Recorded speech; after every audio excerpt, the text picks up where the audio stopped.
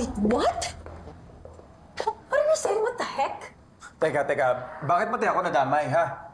Eh, di ba tinulungan ko kasi sa paghahanap kanina? So you were there? Eh, kanina ka pa rin dito sa office eh. Bakit hindi mo sinabi na nawawala yung anak ko? Wilfred, kasalanan ko. Ako yung nagsabi kay Gia na wag mo na sabihin sa'yo. Pero patunay lang na nandun talaga ako. Hindi ko iniwan si Leah. Pero I didn't see you guys there. Alam mo, I was gonna call you nga sana eh. Kasi nagtataka ako kung bakit iniwan mo mag-isa yung bata. Pero biglang nalobat yung phone ni Leah. Hindi ko magagawang iwan ang anak ko. Huwag kang magsinungaling. Ronnie, you should have called or messaged me para dito mo dinala si Leah. Ginawa ko rin yun, pero busy yung line mo. So dapat isa-surprise ka na lang namin, pero biglang nagutom yung bata, so dinala ko sa bahay para pakainin. And then after that, nakaidlip siya. That's the reason kung bakit ngayon lang kami. Kahit tanungin mo ba siya? Kahit tanungin mo pa si Leah. Kahit na dapat i-inform mo pa rin kami. Ay, teka nga. Why are you acting na parang ako may ginawang masama? Eh, ikaw ito nagpabaya sa anak mo.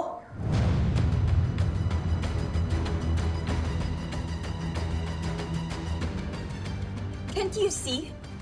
Ako na nga itong tumutulong. Ako na nga itong nagmamagandang loob tapos ako pa yung palalabasin mong masama? Imagine, what if hindi ko nakita si Leah?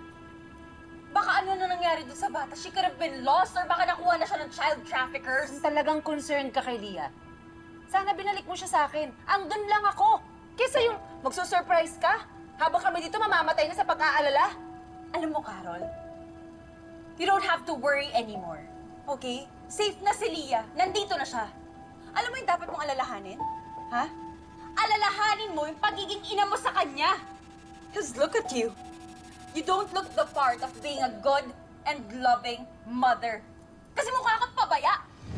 Hindi ko pinabayaan ang anak ko. Really? Now?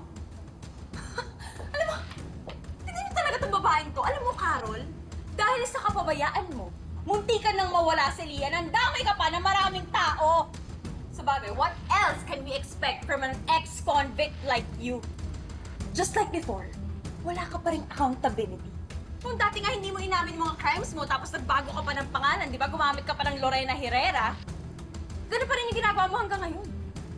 Hindi ka pa rin marunong umamin. Hindi mo maamin-amin sa sarili mo na wala kang kwentang ina! Sorry, ate.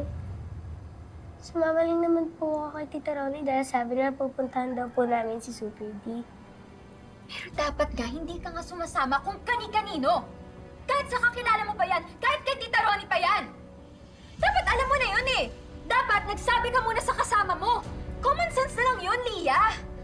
Sorry, ate. Amber, kawawa naman yung kapatid mo. Oh! Ano ka ngayon? Natahimik ka? Kanina ang yabang-yabang mo. Ang tapang mo pang palabasin na ako pa yung mukhang masama. Ronnie, stop! You're not helping anymore. Huwag niyo naman husahan ng bastusin yung ate ko. Tapos ka na? Kung plano mong pahiyain ako, sorry. Masyado na ako maraming napagdaanan sa buhay para maapektuhan pa sa isang tulad mo.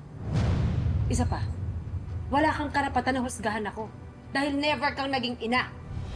You know what? Carol, I think it's best na umalis ka na. Total, nahanap na natin si Leah.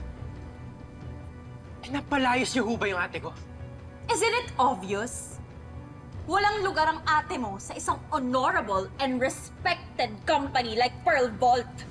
Hindi niyo ako kailangan paalisin dahil lalabas naman ako. Pero isasama ko ang anak ko.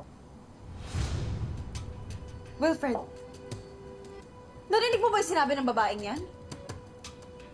Ha? Don't tell me papayag ka after what happened.